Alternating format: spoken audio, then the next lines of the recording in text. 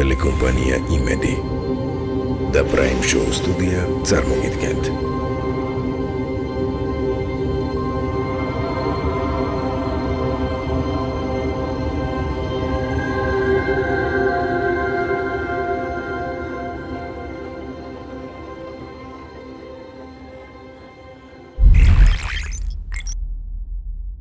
ლუკა სალამი, მადლობა რომ დრო გამონახე იმისთვის რომ აქ მოსულიყავი, უпростоრად ჩვენ ჩამოსულიყავი ჩვენთან და მე შენ მოსულიყავი იქ სადაც ახლა ვარ, ეს არის სალერნო. მოდი ჯერ მითხარი როგორ ხარ? კარგად, ყოველდღიურ რეჟიმში ვარჯიშები, სახლი, უბრალოდ ძირითადად ერთ რეჟიმში და ვემზადები თამაშებისთვის ვარჯიშობ ყოველდღე ინტენსიურად და ყოველდღიური ცხოვრება ჩემი ესეთი ამჟამად.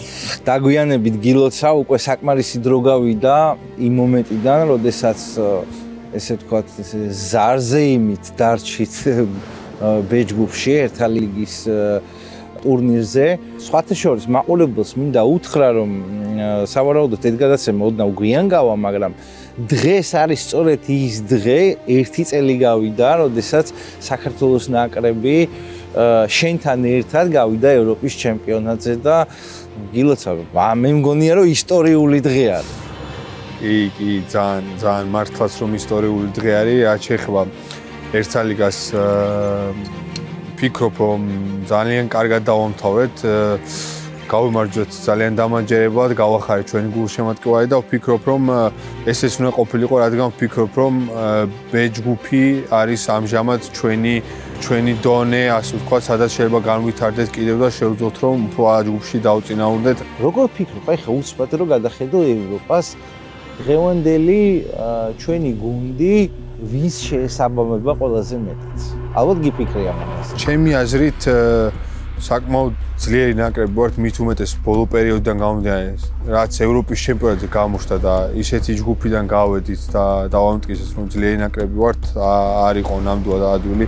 ალბათ ძალიან ასე ვიტყვი, საშიში ნაკრები ვართ დიდი ქვეყნებისთვისაც და ვფიქრობ რომ მომავალში ამას დავამტკიცებთ.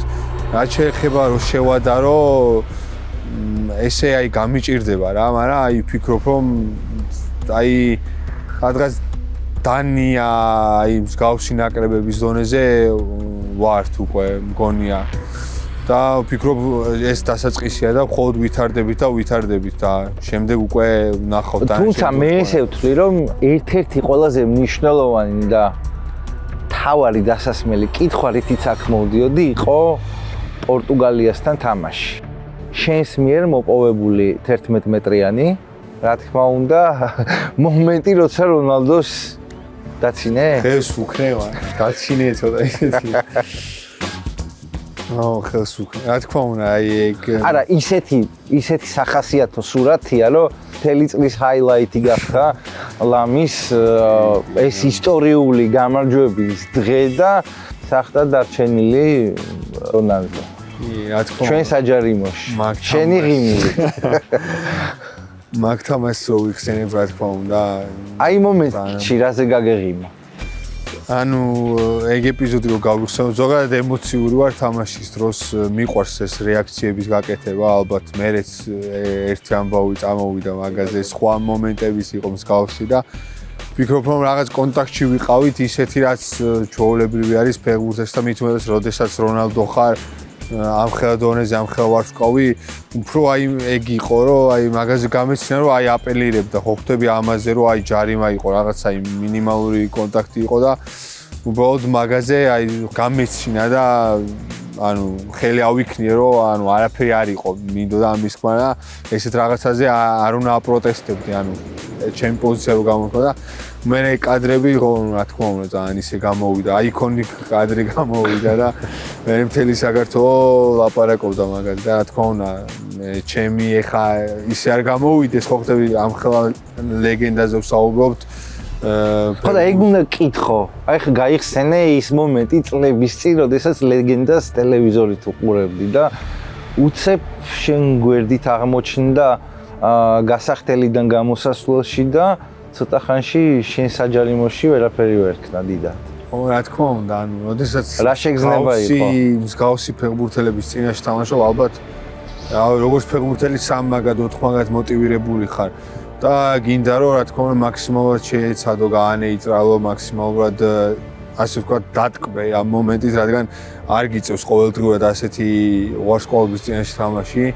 და ვფიქრობ, ეგ იყო ალბათ და როდესაც მოედანზე ვარ, ეგ თვისება მაქვს, რომ ასე ვთქვათ, წყალებში არ მაინტერესებს მისვე თამაშები, ჩემ მაქსიმუმს ვაკეთებ, მიუხედავად იმისა, რომ ესეთ დიდი ფეხბურთელია, ესეთი დიდია, ვფიქრობ, რომ მენტალიტეტი ჩემ მხრიდან იგივეა ყველას მიმართ და ვფიქრობ, რომ ყველასთან შემიძლია თამაში და მაქსიმალურად უნდა გავაკეთო, რომ ის საინტერესოა, ვინ იყო შენს ბავშვობაში შენი კუმირი? რონალდო ერთ-ერთი იყო. იყო, ხო? ფიგურირებდა სიაში იყო და რა თქმა უნდა ძალიან მისაბაძი სპორტსმენია პირველ რიგში თავისი პროფესიონალიზმით, რა თქმა უნდა ტალანტის ძალიან დიდია, მაგრამ უფრო რას საკეთებს მოედნის გარეთ ამას აქში რომ ესე ფიზიკურ კონდიციებშია, ესე თამაშობს ძალიან დასაფასებელია და 1-2-3 სპორტსმენს შეუძლია მსგავსი რაღაც გაკეთება და რა თქმა უნდა მხოლოდ დიდი რესპექტი მას ანუ გავიხსენოთ ის წლები, როდესაც შენ პირველ ნაბიჯებს დგავდი დიდ სპორტში, ფეხბურთში. როგორ მოხდა ეგ და საიდან დაიწყო? იყო ესეთი საფეხბურთო კლუბი OMC ადრე შეიძლება ახსოვდეს მახურებას არ ვიცი, აღარ არის ის კლუბი. იყო საცურაო აუზთან დიღმის მასივში, სადაც ბავშვობაში ნუ დავდიოდი სურვაზე რაღაც. ანუ როდესაც გამოდიოდი, აი საცურაო აუზიდან რომ გამოდიოდი, ეგრევე სტადიონი იყო და იქ ბავშვები ვარჯიშობდნენ სულ და ძალიან ბავშვობიდან მე მქონდა დიდი სიყვარული ფეხბურთის მიმართ სახში, აი სუბურთში დავინახავდი, გავბოდი, თამაშობდი და ბასენზე უფრო აი მივდიოდი, ხო ხდები ერთი სული მქონდა, გამოვიდოდი, ვნახავდი როგორ ვარჯიშობდნენ. ანუ მაქედან აი მე რომ ნახულობდნენ ჩემები რომ ესეთი სიყვარული მქონდა და იქვე იყო, დავიწყე OMC-ში, ასე ვთქვათ, თამაში, ძალიან პატარა ვიყავი, 6 წლის ვიქნებოდი, ძალიან პატარა ასაკში დავიწყე და უკვე შემდეგ მივყევი, უფრო ცოტა დიდი ასაკი რო ვთქვა, პირველი ჩემი სული იყო გოგა ჩილაჩავა OMC-ში მახსოვს. შემდეგ უკვე გავაგრძელე კარიერა ავაზაში, ნუ ავაზა შედარებით ცნობილი არის და ყველა მიცის, იქ ვიყავი ირაკლი ჩიტაურთან მომიწია, რომელთანაც ეხაც ნაკრებში ვარ, ნაკრებში სტაფში მუშაობს და შემდეგ იყო უჩა სოსიაშვილი და ამ ხრივ ძალიან გამიმართლა, კარგ მწვრთნელებთან მოხვდი თავიდან ბავშვობის პერიოდში, ბევრი რამ მასწავლეს. შემდეგ უკვე იყო დინამოს აკადემია, სადაც გადამიყვანეს და უკვე ალბათ მთავარი საფუძველი ჩემი კარიერის იქ ჩაეყარა, რადგან დინამოს აკადემიაში მაინც გამორჩეულად სხვა პირობები იყო, ასე ვთქვათ, სხვა დონე იყო. როდის მიხვდი, რომ დიდ ფეხბურთში შენი ადგილი არის? ფეხბურთელი ცხოვრება იწყება უკვე 15 წლის ზევით, უკვე აი პროფესიონალურად რო იწყებ, სხვანაირად უყურებ ბევრ რაღაცას მაგასაკში, უკვე უნდა გადაწყვიტო მიყვებით ვარ ამ ცხოვრებისას, რადგან არ არის ადვილი, ბევრ რამეზე უარის თქმა გიწევს და როგორც თქვი, აი დინამოს აკადემიაში მაინც ბევრი რამე ვისწავლე, ბევრი რამე სხვანაირად დავინახე, უკვე იქ მივხვდი, რომ უკვე პროფესიონალური ფეხბურთელობა მინდოდა რომ ჩემი წვლილი შემეტანა ასე ვთქვათ ქართულ ფეხბურთში, მქონდა რაღაც შესაძლებლობა რომ მეთამაშა და რა თქმა უნდა უკვე ავტომატურად თავისით უბრალოდ მივყევი ამ ვარჯიშებით, მოხდები განვითარებით და უკვე აი დინამოში მივხვდი რომ პროფესიონალური ფეხბურთელი ვიქნებოდი. გაიხსენი ის დღე, როდესაც პირველად ნაკრებში გამოგიძახეს. პირველად ვილისანიელმა გამომიძახა ნაკრებში, როდესაც ის დაინიშნა. თუ არ ვწდები მეორე შეკრება იყო ნაკრებთან ერთად და რა თქმა უნდა ძალიან სასიხარულო იყო, ძალიან გამიხარდა რომ თავიდან ნდობა გამომიცხადა, რადგან ახალი მწვრთნელი იყო, ახალგაზრდა ვიყავი, ასე ვთქვათ, მაშინ მახსოვს ავსტრიაში თამაშობდი, კარგი სეზონი მქონდა, მაგრამ რა თქმა უნდა, როდესაც მოვხვდი იქ, სადაც ბევრს ვიცნობდი, ბევრს არ ვიცნობდი, მაგრამ რა თქმა უნდა სასიხარულოა და ფეხბურთელის ოცნებაა, როდესაც ნაკრებში თავის წარმოჩენა გეძლევა. რა თქმა უნდა, ყველა ასაკობრივი ნაკრები მქონდა ათამაშები მაქამდე, მაგრამ ეროვნული ნაკრები მაინც სხვა არის და სხვა სიხარული არის, რა თქმა უნდა. ძალიან კარგად დაამახსოვრდა ეს ძალიან ამაყი ვიყავი და ძალიან მისიამოვნე რა თქმა უნდა რომ დამიფასდა რაღაც დონეზე შრომა და მომეცა საშუალება რომ ნაკრებს დავხმარებოდი. მაყურებელს კი შევახსენებ, რომ ჩემი გადაცემის პარტნიორია Central Park Towers. ეს არის 42 სართულიანი შენობა ქალაქ თბილისის ცენტრში, Central Park-ის გვერდზე, სადაც უამრავი საინტერესო რამ ხდება. Central Park Towers-ის ოპერირებას განახორციელებს სოფლიოში წამყვანი ოპერატორი Redison Blue და პროექტის ჯამური ღირებულება შეადგენს 300 მილიონს. ასევე Central Park Towers-ში იქნება ძალიან ცნობილი ქსელური რესტორნები, მსოფლიოში ძალიან ცნობილი რესტორნები, ასევე კომპლექსში გათვლილია 3000 კაციანი event hall-ი. მოკლედ მათ ვისაც ამის შესაძლებლობა გაქვთ, შანსი ხელიდან არ უნდა გაუშვათ და იქონიოთ საკუთარი სასტუმრო ნომერი. სპორტი ხა ისეთი რამ არის, რომ ალბათ ყოველთვის განსაკუთრებული ადამიანები არსებობენ შენს, არ ვიცი, კარიერაში, ყოველდღიურობაში, ვისაც შეიძლება უმადლოდე. ვინ არიან ის ადამიანები, ვის მიმართაც ყველაზე დიდი მადლიერები შეიძლება? პირველ რიგში და საწყის ეტაპზე ალბათ ყველაფერი მამაჩემის დამსახურებაა, რადგან მისი ძალიან დიდი სურვილი იყო რომ ფეხბურთი მეთამაშა, რა თქმა უნდა, ჩემს სურვილთან ერთად. და მადლობა კამერაში. მადლობა კიდე ერთხელ ბევრჯერ რა თქმა უნდა, მაგრამ ეს სახალხოთაც, მაგრამ ერთი ყველაზე მთავარი რამ რაც დამამახსოვდა, როდესაც ვთამაშობდი, აი შუა ასაკში მქონდა რაღაც ტრავმა, სადაც წელის პრობლემა მქონდა და ასე ვთქვათ, დიდი პერიოდის გამოტოვა მომიწია. სადღაც წელწადნახევარი 2 წელი არ ვთამაშობდი, ვკურნალობდი, მაგრამ ვიძახი აი ძალიან პატარა ვიყავი მაგ პერიოდს, სადაც უკვე აი წყდება, რომ აი მე არ დაგვიანდეს, მე არ იყოს გვიანი და აი მაგ პერიოდში 2 წელი რო არ ვთამაშობდი, უკვე ისე ვიყავი, რომ ცოტა ვთქვათ, რომ გული მქონდა აცრუებული, რომ აი ვეღარ ვითამაშებდი, არც ისეთი სურვილი მქონდა ოდნავ დაკარგული ამ ტრავმის მერე 2 წელი გაჩერების მერე და მამაჩემი იყო ის ადამიანი, ვინც აი ასე ვთქვათ დამაძალა ეს ნაბიჯი გადამადგმევინა, რომ ახლიდან მეცადა და ახლიდან დამეწყო ეს ყველაფერი ისევ ნოლიდან და რა თქმა უნდა ალბათ გარდამტეხი იყო რა.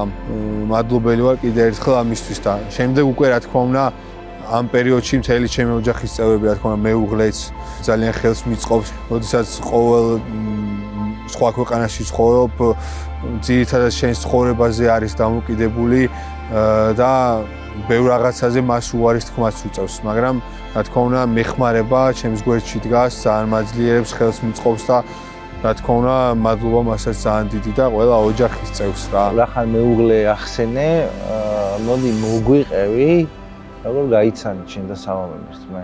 პირველად რო ვნახე, მეგობრებთან ერთად ვიყავით რესტორანში და სავარაუდოდ დაბადების დღე ქონა და ეს არ ვიცნობდი, უბრალოდ შორიდან დავინახე, რომ იქ იყო და ძალიან მომეწონა რა. ძირითადად ანუ არ ვარ ხოლმე ეგრე, მეგობრებსაც რო ეტყვი რა ლამაზია, რაღაც ვინ არის, არავინ არ იცოდა ვინ იყო და ზოგადად არ მჩვევია, რომ ეს მივიდე, დაველაპარაკო. უბრალოდ ისე დაიმთხო, რომ ჩემო ძმაკაცმა დამირეკა მაგ დროს ტელეფონზე და უბრალოდ უთხარი სალომეზე, რომ აი ერთი გოგოა ძალიან მომეწონა რაღაც და ანუ რავი, გამიმართლა ძალიან და ანუ ისე მოხდა, რომ იცნობდა და რაღაც სტორი ქონა ნანახი, რომ იქ იყო და ვინო, ანუ მითხრა ეს არისო და ანუ არ ვიცი, მეთქი ვინ არის, მეთქი გამომიგზავნა სურათი და აღმოჩნდა სალომე რა და მაქედან გავიგე, რომ სალომე იყო და მეგონა, რომ ანუ არ იყო, შეყვარებული ყავდა ურთიერთობაში იყო, მაგრამ არ ყოფილა ესე და უკვე ნელ-ნელა დავიწყე შესწავლა.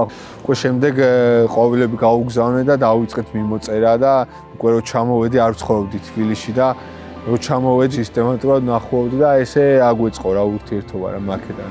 ის დღე გაიხსენე, როდესაც გადაწყვიტე, რომ სალომე არის შენი ცხოვრების თანამგზავრი, როგორ უთხარი.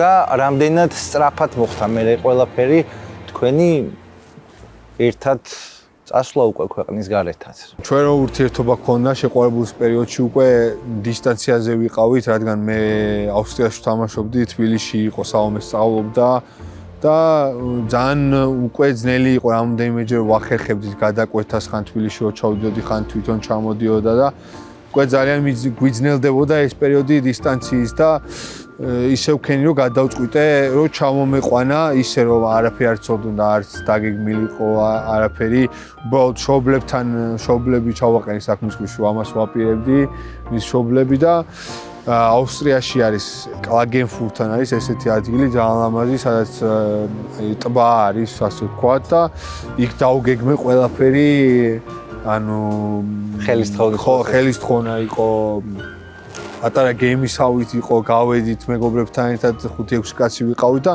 ვინერვიულე მაგრა იმიტომ რომ მთელი დღე ისეთი წვიმა იყო აი თავს ხმა და რაღაც და მთელი რაც ქონდა ეს რომ გავსულიყავით ანუ ყველაფერი იდეა წყალში იყრებოდა და რავი არ ვიცი გამიმართა ხო ჩაგაიხსნა და 9 საათი ზე გამოვიდა და ეგრევე გამოვიყენეთ რა პერიოდი და ბოლო კითხვა სალომესთან დაკავშირებით დაახასიათე როგორია ძალიან ლამაზია, ძალიან თბილი და ყურადღებიანი ადამიანი, რომელიც შეიძლება რომ იცხოვრო ძალიან უკონფლიქტოდ და საერთო ენა ძალიან ადვილად გამონახოს სხვა ადამიანებთან. რა ვფიქრობ მარტივად, იმიტომ რომ ჩვენი ურთიერთობაც ესე დაიწყო, რომ ძალიან მარტივად გამონახეთ ენა და რა თქმა უნდა ძალიან ჭკვიანია რა და იქ მეხმარება, რომ ჭკვიან გადაწყვეტილებების გადაწყვეტაში მეხმარება. ჩვენ გვექნება შესაძლებლობა რომ სალომეს შევხვდეთ და უკეთიდან გაიცნოთ. კი ბატონო და სალომესგანაც მოვისმენ ამ შეფასებებს. გამარჯობა სალომე. გამიხარია შენი გაცნობა, შენზე ვისაუბრეთ უკვე დღეს და ძალიან საინტერესოა შენგანაც. მოგწანით. მადლობა, შენგანაც მოსმენა. ისეთი რაღაცეების, რაც თქვენ ერთმანეთს გაკავშირებთ. დაახასიათე ლუკა როგორია? ძალიან თბილი ადამიანია, ძალიან ყურადღებიანი, შრომის მოყვარე და მიზანდასახული და ეგ მომწონს ძალიან რომ აქვს ის საქმე, რაც ძალიან უყვარს და რაც გამოსდის ძალიან კარგად და აკეთებს ყველაფერს იმისთვის და ამით იღებს თან მაქსიმალურ სიამოვნებას. შენი ყოფაც აქ მარტივი არ არის, იმიტომ რომ დღის ძალიან დიდი დრო, დიდი მონაკვეთი ვარჯიშზეა და შენ პრაქტიკულად მარტო გიწევს ყოფნა. შენთვის შეიძლება ეს ახალი აღარ არის უკვე, იმიტომ რომ ეს თვეები არ არის უკვე წლების განმავლობაში ესე არის, მაგრამ მაინც როგორ შეეგუე, როგორ მოხდა რომ აი ესეთ ცხოვრება შეეგუე, რაც მარტივი არ არის, ხო? აი ეგ გრაფიკი ყოველთვის იცვლება ხოლმე, სიმართლე რომ გითხრათ, ამ გუნდში ხშირად უწევს ხოლმე დღეში 2-ჯერ ვარჯიში, ან შუა დღეს ვარჯიში და ნუ წინა გუნდთან შედარებით ეს ცოტა სიახლეა, მაგრამ ნუ მოახერხე ამასთან შეგუება, იმიტომ რომ მარტო ყოფნაც მიყვარს და მარტო შეინოვაც ქალაქში, თან ანუ ეს ქალაქი მაძლევს მაგის საშუალებას, ზღვისპირა ქალაქია და ვგიჟდები ზღვაზე. აი თუნდაც ყოფილა საკმაოდ ხო? და საკმაოდ ლამაზი ქალაქია, ძველი ქალაქია, ასევე პროფესიონალური მოვასწარით დღეს და თან მეგობრებთან ერთადაც გავდივართ ხოლმე და ესე ვაბალანსებ რა არ მიჭირს ნუ. ყველანაირი გადაჭარბების გარეშე ძალიან უხდებით ერთმანეთს, ძალიან მაგარი წვილი ხართ. ძალიან დიდი მადლობა. გაიხსენე აი ეს მომენტი, როცა ერთმანეთი გაიცანი და პირველად რო დაინახე რა იფიქრე? პირველად თვითონ დამინახა მე უკვე როცა შევხედრით მაშინ ნახე პირველად მანამდე არ მყავდა ნახი და ძალიან ისეთი მზრუნველი იყო მაშინაც უცნაურად ჭხერს ახლა როცა პირველად ხვდები ადამიანს ეგეთ რაღაცას შეიძლება ვერ ამჩნევდე მაგრამ ესეთი ჯელტმენური თვისებებით ქონდა და ხო დაიმსახურა ჩემი სიმპათია. აი ეხლა მითხარი როგორ ფიქრობ თვითონ როგორ დაგახასიათა? იმედია მზრუნველი. არ ვიცი. ლამაზია. ემოციურად შენთვის როგორია იმ თამაშებზე ყოფნა, როდესაც უკვე ნაკრების შემადგენლობაშია? ეგ არის აბსოლუტურად განსხვავებული, ვიდრე კლუბურ თამაშებზე დასწრება, იმიტომ რომ ანუ საერთოდ სხვა გრძნობაა, საერთოდ სხვა პასუხისმგებლობა ლუკასთვისაც და ჩემთვისაც საერთოდ სხვა სიამაყის შეგრძნება, იმიტომ რომ ქვეყანას ემსახურები და ქვეყნის სახელით თამაშობ და საოცრება იყო მართლა და ეხლა სულ იმ განწყობით მივდივარ, რომ გამიმეორდეს ეგ შეგრძნება, იმიტომ რომ არ ვიცი. საოცარი შეგრძნება იყო, ახსენე და სწორედ ასეთ საოცარ დღეებს გისურვებთ ორივეს. დიდი მადლობა. დიდ დროს აღარ წაგართვებთ, მე ჩვენ ისე უნდა დავბრუნდეთ ჩვენ ადგილას რა და მადლობა იმისთვის, რომ მიგვიღეთ და კიდე არაერთი სასახელო და ემოციური მომენტი ქონდეს შენ ტრიბუნაზე, სიამაყით სავსე და ჩვენ ნაწილს ტრიბუნებზე, ნაწილს ეკრანებზე. ყველაზე დიდი სირთულე უკვე შემდგარი სპორტული კარიერის დროს რა გახსენდება? ალბათ ძირითადად სულ ტრავმებთან იყო დაკავშირებული და იყო ესეთი პერიოდი მქონა, როდესაც მაშინ 19 წლამდელების ნაკრებში ვიყავი, კაპიტანი ვიყავი 19 წლამდე ნაკრების და თუ გახსოვს ევროპის ჩემპიონატი ტარდებოდა საქართველოში 19 წლამდე და საქართველო იყო მაშინ მასპინძელი და უკვე ევროპის ჩემპიონატზე ვიყავით და ძალიან დიდი ხანი ვემზადებოდი ამ ტურნირისთვის, რადგან მაშინ დინამოში თამაშობდი, მქონდა შესაძლებლობა, რომ ასე ვთქვათ, შანსი იყო ჩემთვის, რომ წავსულიყავი საზღვარგარეთ და თან ძალიან კარგ ფორმაში ვიყავი, კაპიტანი ვიყავი და დამემართა, ასე ვთქვათ, შეკრების წინ დამემართა ტრავმა უკანა კუნძზე და მომიწია ისე, რომ გამოტოვე ეს ევროპის ჩემპიონატი, რაც ძალიან დიდი იმედგაცრუება იყო და შემდეგ იყო პერიოდი, რომ დინამო კიევში წავედი, მაინც მიუხედავად ამისა ტრავმიანი და უკვე ეს უკანა კუნთის ტრავმა ძალიან გამირთულდა რა და ძალიან რთული სიტუაცია მქონდა, სადაც მენტალურადაც არ ვიყავი კარგად და კიდევ ერთხელ ჩემი ოჯახის წევრებთან მადლობა, რომ გვერდზე მედგნენ და ამეხმარეს და მე უკვე იყო ის პერიოდი, რომ უკან დინამოში დავბრუნდი, დინამომაც ხელი შემიწყო და ახლიდან ასე ვთქვათ დავიწყე იმ პერიოდის აღმოფხვა და ახლიდან დავიწყე თითქმის ყველაფერი რა. ვისაუბროთ შენს იტალიურ კარიერაზე. მეორე გუნდია კრემონეზეს შემდეგ სალერნიტანა და ასეთ კითხვას დაგისმევ. მიუხედავად იმისა, რომ ვიცი ძალიან კომფორტულად ხარ აქ, ვიცი რომ ძალიან უყვარ ხარ ქალაქში და ეს აბსოლუტურად ყველგან იგრძნობა. რატომღაც ესე მგონია, რომ შენ აუცილებლად კიდე შეიცვლი გუნდს და კიდე ერთში თუ არა, არაერთ საინტერესო კლუბში მოგვიწევს შენი გულშემატკივრობა. თუმცა როგორ ფიქრობ, ესეთი კითხვა მაქვს, იქნება თუ არა ეს იტალია? კი, როგორც აღნიშნე, უკვე მესამე წელია იტალიაში ვთამაშობ. იყო პირველად კრემონა, შემდეგ სალერნოში და რა თქმა უნდა, როგორც აი იტალია როა ვთქვათ, ასე ვთქვათ, ზოგადად ძალიან მივეჩვიე, ენაც ძალიან კარგად ვიცი, აქაური კულტურა ძალიან შეესაბამება, ასე ვთქვათ, ჩემსას, რადგან როდესაც ეჩვევი კულტურას გაიცნობი, ძალიან ძნელია, რომ აქედან სადმე მოგინდეს სხვაგან წასვლა. არა, რა თქმა უნდა, ფეხბურთელი ვარ და პროფესიონალი ვარ, რა თქმა უნდა, იქნება ის მომენტი, რომ შეიძლება სხვაგან გადავიდე, სხვა ქვეყანაში წავიდე სათამაშოდ და გადაწყვეტილება მივიღო. მაგრამ ფეხბურთის მხრივაც ვფიქრობ, იტალიამ ძალიან დიდი გამოცდილება მომცა, როგორც ჩვენს ერთ-ერთი ყველაზე ფეხბურთის მხრივ ტაქტიკურად სული ჩემპიონატი არის, როგორც სერია A, ისე სერია B, ორივე ჩემპიონატი ვითამაშე და ვფიქრობ, რომ ძალიან დიდი გამოცდილებას იძენ ამ ორ ჩემპიონატში და ვფიქრობ, რომ ამ ჩემპიონატის თამაში თუ შეგიძლია, ვფიქრობ, რომ ყველა ჩემპიონატში შეგიძლია თამაში. ძალიან რთული ჩემპიონატები არის რა, ორივე. როგორც აღნიშნე, ფეხბურთელი ვარ და სულ მინდა რომ განვითარდე და თუ მექნება შესაძლებლობა და საინტერესო იქნება სხვა ქვეყნიდანაც რაიმე დაინტერესება და სხვა კლუბში გადასვლის პერსპექტივა, რა თქმა უნდა, სიამოვნებით განვიხილავ და სიამოვნებით დავთანხმდები. ლუკა, შენ თვითონ ხო არ გექნება რაიმე გზავნილი ჩვენს მაყურებელთან, ჩვენ რამდენიმე თემას შევეხეთ, მაგრამ იქნებ შენ გინდა შენგან რაიმე განსაკუთრებული რომ თქვა. ძალიან მიყვარს ჩვენი ქვეყანა.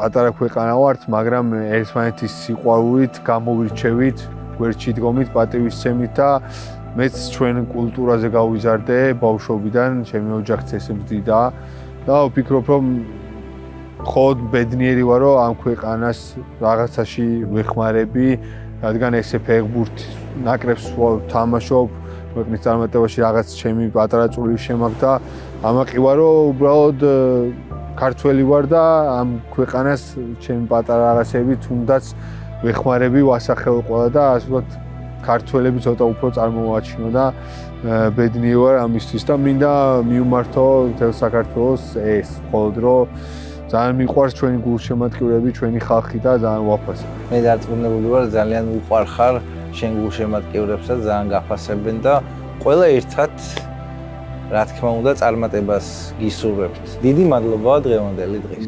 მადლობა.